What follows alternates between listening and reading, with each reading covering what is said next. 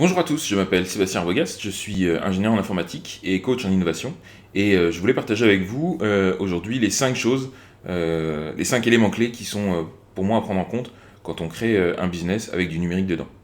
Le premier point, numéro 1, ne créez pas une app, créez une communauté.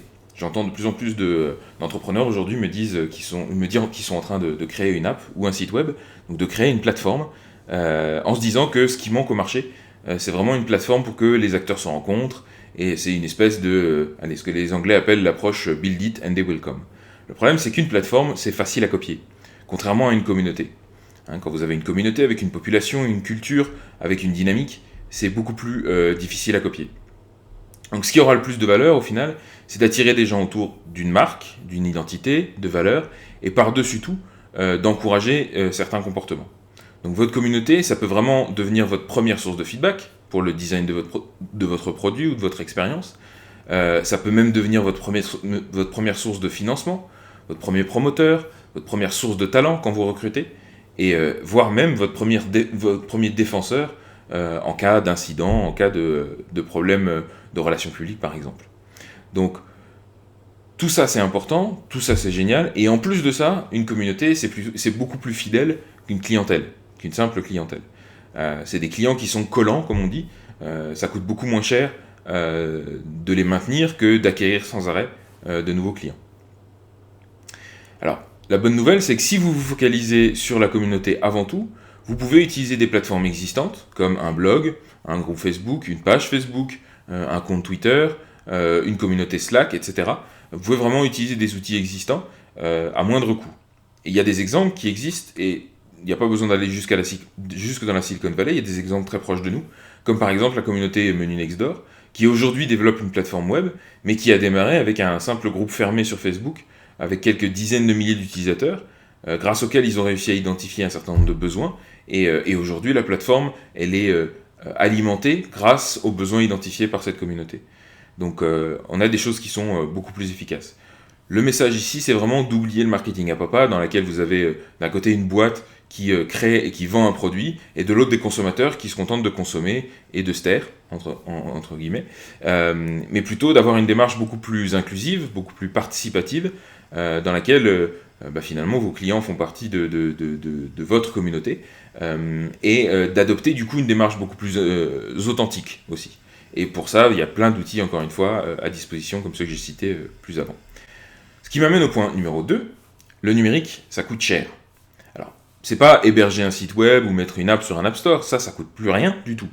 Par contre, si vous voulez développer votre propre plateforme avec ses propres fonctionnalités, il y a un coût associé au design et au développement de ces éléments-là qui est clairement pas négligeable. Donc, encore une fois, soit votre plateforme elle est suffisamment générique, ou en tout cas elle peut démarrer de manière assez générique, comme on l'a vu avant, et alors là, clairement, le plus efficace, c'est de réutiliser des outils qui existent déjà, et de les customiser, de les configurer pour votre besoin. Ça va être WordPress, ça va être Mailchimp, ça va être Slack, Drupal, etc. Il y en a des dizaines. Soit vous avez besoin de mettre en place quelque chose de très spécifique à vous, avec ses propres fonctionnalités, et alors, accrochez-vous à votre siège, parce que ça va occasionner des coûts non négligeables en termes de design et de développement. Alors, la solution qu'on sort un petit peu... la solution miracle qu'on sort un petit peu facilement à ce problème, c'est l'idée d'outsourcer ça en Inde, en Chine ou en Europe de l'Est. Dans mon expérience personnelle, ça ne fonctionne pas bien, cette approche. Donc l'offshoring en Inde ou en Chine, pour des raisons essentiellement de décalage horaire, donc ça rend les choses un petit peu compliquées, mais aussi de décalage culturel. Il faut bien voir que voilà, leur culture à eux n'est pas du tout la nôtre, et que donc il y a tout un tas de choses qu'on prend pour acquises, qui font partie de nos références, et qu'eux n'ont pas. Donc il faut vraiment tout leur expliquer dans le détail. Et quand on travaille en nearshoring, là, le souci, c'est plus un problème de réactivité et surtout de solidité et de robustesse à long terme de la technologie. Donc le nearshoring peut, par exemple, très bien fonctionner pour des projets à court terme, pour ce qu'on appelle des projets jetables, mais clairement, pour des choses plus à long terme, si vous avez vraiment l'ambition de créer une communauté qui va grandir et dont les besoins vont évoluer, vous allez avoir besoin d'une technologie plus solide et d'une plus grande réactivité. Et pour ça, il n'y a rien de tel que l'artisanat local, parce que pour moi, c'est vraiment de l'artisanat. Et donc, de recruter des gens ici, ou en tout cas de faire appel même à des agences en Belgique ou en France, par exemple, où il y a clairement tout ce qu'il faut. Donc, Ça, c'est vraiment très important. Alors oui, ça coûte plus cher, mais en tout cas en amont. Mais vous verrez que sur le long terme, en général, vous en sortez gagnant. D'autant plus que, et ça c'est le point le plus important là-dedans, c'est que bien souvent on s'imagine qu'une plateforme, on va la construire, on va la mettre en ligne et voilà, c'est fait, c'est parti, on est parti pour quelques années. Or, ce qui se passe bien souvent, c'est que, enfin, dans la plus grande majorité des cas, c'est qu'une communauté, ses besoins vont évoluer avec le temps et avec la taille de la communauté. Donc, il va y avoir des nouveaux développements à faire en permanence. Donc, c'est pour ça que c'est important de factoriser cet élément-là aussi dans les estimations de coût total. Tout ça nous amène au point numéro 3. Si le numérique joue un rôle important dans votre stratégie, et pour moi, évidemment, il le devrait, alors vous devriez avoir cette compétence dans votre équipe managériale et en tout cas prendre ces problématiques en compte dans toutes vos décisions stratégiques. Est-ce que ça vous viendrait à l'idée aujourd'hui de créer un business sans un directeur financier ou sans un directeur des ventes ? Eh ben, ces compétences-là transversales, elles sont plutôt assez reconnues. Et bizarrement, je vois beaucoup de business qui se créent sans cette compétence technique, alors que la partie technologique constitue vraiment un élément clé de leur modèle économique. Donc, la technologie, c'est une compétence pointue qui peut participer à tous les aspects de votre métier. Bien sûr, mettre en place une stratégie technologique, mais aussi assurer justement la synchronisation, la coordination des efforts avec des agences externes, avec des consultants, avec voilà, tous les éléments qui peuvent venir en assistance autour de votre société pour construire pour implémenter cette stratégie technologique. Mais aussi, grâce au numérique, et on va le voir plus tard, vous allez pouvoir créer des grands volumes de données, et même tous les documents que vous allez créer, etc. Ça va devenir votre patrimoine numérique, votre patrimoine de données.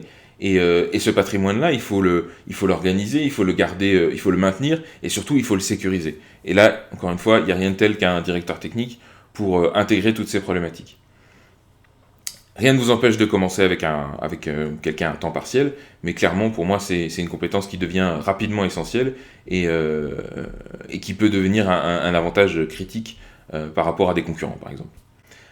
Ce qui nous amène au point 4. Utilisez la puissance du numérique pour monitorer votre business. Le reporting trimestriel, on oublie. Siècle dernier, c'est fini, ça ne marche plus. En tout cas, ça ne permet pas de gérer votre business de manière efficace et optimale. Grâce justement à la numérisation des plateformes, de votre communauté, de vos canaux de communication, que ce soit en interne ou en externe, vous allez vraiment pouvoir mettre en place une visualisation en temps réel de toutes les métriques qui constituent la performance, enfin qui mesurent la performance de votre business.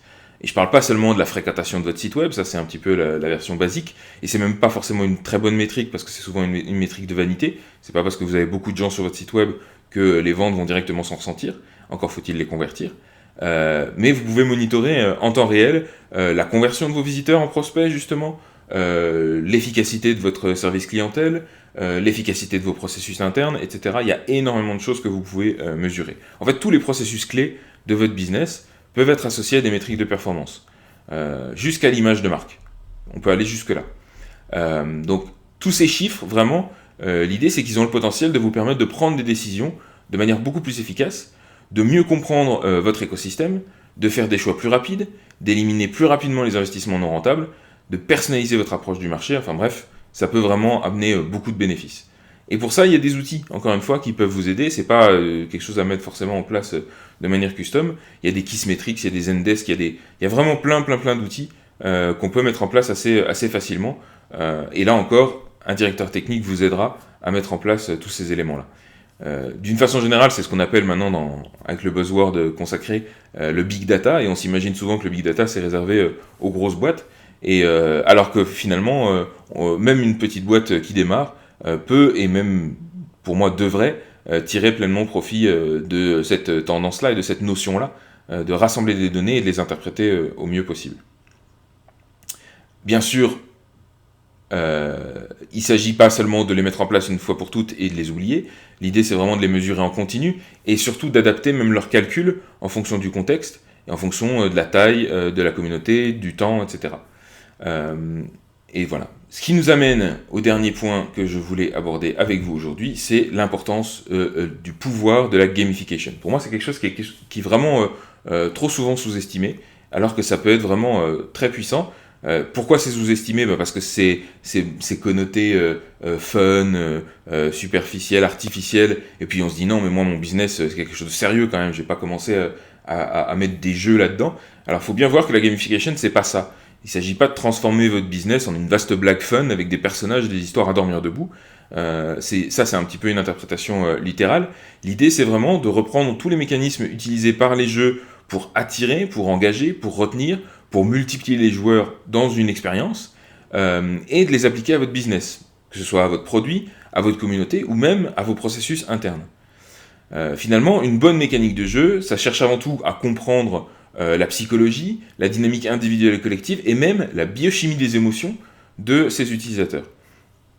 L'idée, c'est de bien catégoriser ses clients, enfin ses utilisateurs, en fonction de leurs instincts, de leurs comportements typiques, de cataloguer les comportements qu'on veut encourager ou décourager, de concevoir des chemins de progression de ces utilisateurs, depuis le moment où ils rentrent dans l'expérience jusqu'au moment où ils la diffusent de manière virale, en passant par toute l'expérience d'apprentissage.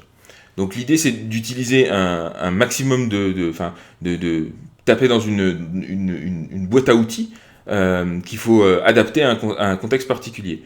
Ces outils, ça va être différentes formes de récompenses, de mécanismes d'encouragement, des statuts, des scores, des privilèges, et tout ça, ça coûte souvent beaucoup moins cher que les mécanismes classiques qu'on utilise typiquement pour atteindre les mêmes buts, comme des promotions, comme des bonus financiers, etc. Mais en même temps qui sont beaucoup plus puissants en termes d'engagement, et surtout qui sont plus durables, c'est-à-dire que leur effet à investissement équivalent, leur effet est beaucoup plus long dans le temps. Et finalement, les meilleurs mécanismes de gamification, c'est ceux qu'on voit pas, c'est ceux qu'on ne perçoit pas. Le nombre de likes sur une page Facebook, le nombre de followers sur un compte Twitter, les métaux précieux utilisés sur un programme de fidélité, ou les privilèges de modération sur un forum, tout ça c'est de la gamification qui ne dit pas son nom. Donc c'est vraiment quelque chose de super puissant, ça peut faire des miracles aussi bien pour vos clients que pour vos équipes en interne. Donc je vous invite vraiment à vous renseigner là-dessus et à l'utiliser dans votre business. Voilà, donc ça c'était ma liste de mes 5 éléments incontournables pour les entrepreneurs numériques. C'est de loin pas une liste exhaustive, donc si vous avez des suggestions ou des questions par rapport à tout ça, je vous invite à me contacter. Je vous remercie beaucoup et à bientôt.